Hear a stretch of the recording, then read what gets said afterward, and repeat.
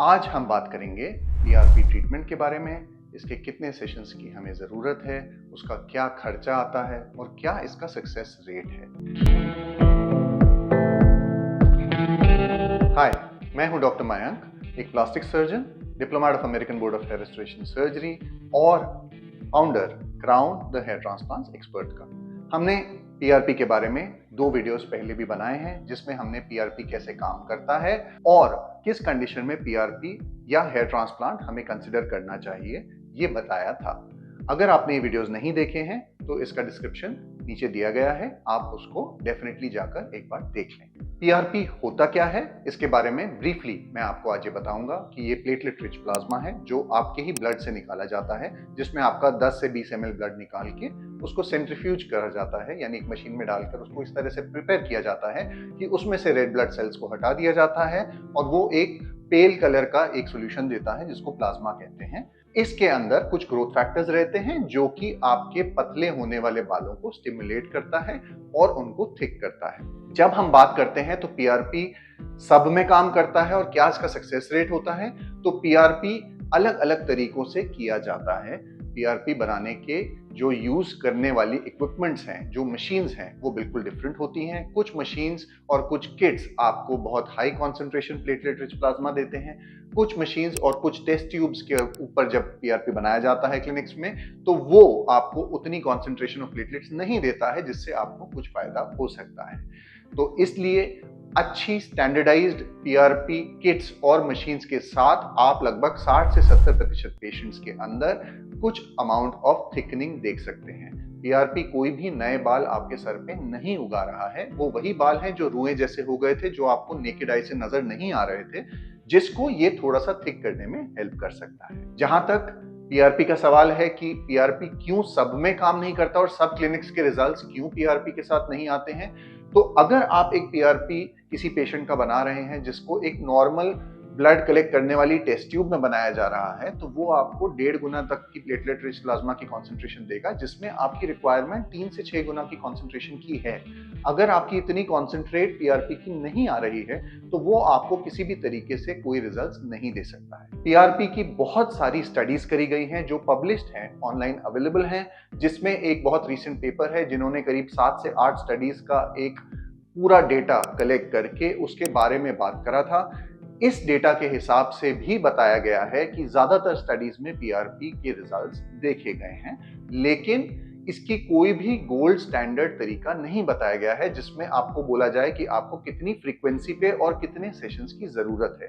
अलग अलग डॉक्टर्स के अलग अलग प्रोटोकॉल्स होते हैं, जिसमें कुछ लोगों ने हर 3 से 4 हफ्ते में भी कुछ 10 से 12 सेशंस एडवाइस किए हुए थे, कुछ लोगों ने 2 से 3 सेशंस एक महीने के इंटरवल पे, और उसके बाद कुछ स्टडीज में बोला गया था कि 6 महीने में बूस्टर स्टडीज हो। अगर आप इस चीज के बारे में कंफ्यूज हैं कि कितनी बार पीआरपी लेने की जरूरत है, तो आप जो भी अपने ट्रीटिंग फिजिशियन के पास जाते हैं उनके जो प्रोटोकॉल्स हैं आप उसको फॉलो कर सकते हैं। क्राउन पे जो मैं फॉलो करता हूं वो हम लगभग 3 इंटरवल्स पे आपको 3 सेशंस ही देते हैं। यानी अगर आपने एक सेशन अभी कराया है तो उससे करीब 1.5 से 2 महीने के बाद दूसरा सेशन हम करते हैं, और उससे लगभग 2 से 2.5 महीने पे हम तीसरा सेशन करते हैं। यानी लगभग 5 से 6 महीने में 3 सेशंस पे अगर ट्राइकोस्कोपिक एविडेंस पे हमें रिजल्ट्स नहीं दिख रहे हैं तो मैं उसके आगे के सेशंस एडवाइस अपने पेशेंट्स को नहीं करता हूं। नॉर्मली अगर आप पीआरपी करा रहे हैं और अगर आप इसके बाद के ट्रीटमेंट्स फॉलो नहीं कर रहे हैं, यानी जो मेंटेनेंस के ट्रीटमेंट्स हैं जिसमें दवाइयां दी जाती हैं आपके थिकन बाल वापस पतले ना हो जाए उसके लिए, तो उस कंडीशन में आप ये देखेंगे कि आपके रिजल्ट्स धीरे धीरे पतले होते जाएंगे और पीआरपी भी उस तरह के रिजल्ट्स नहीं दे पाएगा कि आपको सस्टेनेबिलिटी मिले। इसलिए कोई भी आप ट्रीटमेंट कराएं, किसी के पास भी कराएं, जब पीआरपी की स्टैंडर्डाइजेशन के हिसाब से हम वो प्रोसीजर कर रहे होंगे तो पीआरपी के रिजल्ट्स डेफिनेटली आपको अच्छे दिख सकते हैं, लेकिन उसको मेंटेन करना जरूरी है। अब हम बात करते हैं जिस चीज के लिए आप लोग बहुत इंटरेस्टेड होते हैं कि पीआरपी में कितना खर्चा आने वाला है। जैसे मैंने बताया, पीआरपी करने के अलग अलग तरीके होते हैं, अलग मशीन्स में किया जाता है। कुछ क्लिनिक्स करीब 20-25 हज़ार की एक मशीन हो जिसके अंदर सेंट्रीफ्यूगेशन आपको वो चीज़ दे ही ना पाए, उस पर भी पीआरपी करते हैं। कुछ लोग 5 से 7 लाख की मशीन के ऊपर भी पीआरपी बनाते हैं। दोनों चीज़ों को आप कंपेयर नहीं कर सकते हैं। अगर आप पीआरपी बना रहे हैं और वो एक नॉर्मल टेस्ट ट्यूब में बना रहे हैं तो वो टेस्ट ट्यूब एक क्लिनिक को 50 से 60 रुपए की पड़ती है, जो आपका पीआरपी 1000-2000 रुपए में भी करके एक प्रॉफिटेबल मार्जिन के हिसाब से आपको एक प्रोसीजर सजेस्ट कर सकते हैं। कुछ लोग किट्स यूज करते हैं, जो किट्स डेफिनेटली पीआरपी के बेटर रिजल्ट्स देने की कैपेबिलिटी रखते हैं क्योंकि उसमें एक अच्छी कॉन्सेंट्रेशन ऑफ प्लेटलेट्स आती है। उन किट्स के एक्सपेंस के बेसिस पे आपके पीआरपी के कॉस्ट वेरी कर सकते हैं। वो किट्स ही लगभग 5 से 7 हज़ार के बीच में प्राइस पे वेरी करती हैं। तो अगर आप पीआरपी एक ऐसे क्लिनिक में करा रहे हैं जहां पे वो टेस्ट ट्यूब यूज कर रहे हैं और कोई भी नॉन मेडिकल स्टाफ जो डॉक्टर भी नहीं है वो आपका पीआरपी इंजेक्ट कर रहा है, तो हो सकता है वो आपको 500 रुपए में भी पीआरपी करके दे दें और आपको बोले कि आप 20 सेशन 30 सेशन कराते रहिए हर महीने आके। उसका कोई सेंस नहीं है, ये साइंटिफिकली प्रूवन नहीं है कि उसको किस तरीके से हमें करना है।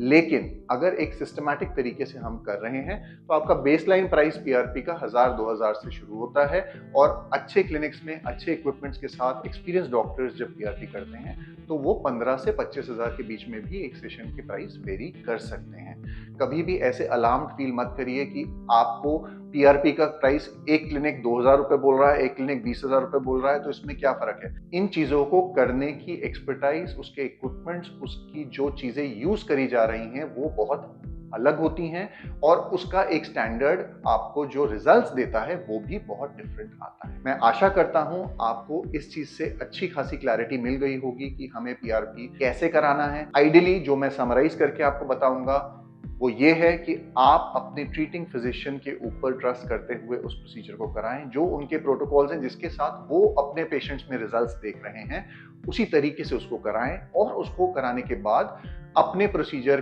के रिजल्ट्स को मेंटेन करने के लिए दवाइयां जरूर से इस्तेमाल करें। बहुत सारे क्लिनिक्स आपको ये बोलते हैं कि आप पीआरपी कराते रहिए, आपको कोई दवाई की जरूरत नहीं पड़ेगी। प्लीज इस चीज को ट्रस्ट ना करें, नहीं तो ये एक पेनफुल प्रोसेस होता है, आप उस पर खर्चा करते रहेंगे और आप उसके रिजल्ट्स मेंटेन नहीं कर पाएंगे। आई होप कि आपको अब इन सब चीजों के बारे में क्लैरिटी मिल चुकी है। फिर भी अगर आपके कुछ डाउट्स हैं, आप नीचे दिए गए कमेंट बॉक्स में इसमें अपने क्वेश्चंस डाल सकते हैं और दिए गए नंबर्स पे कॉल करके हमसे बात कर सकते हैं अगर आपके कोई भी और कंसर्न्स बचे हों।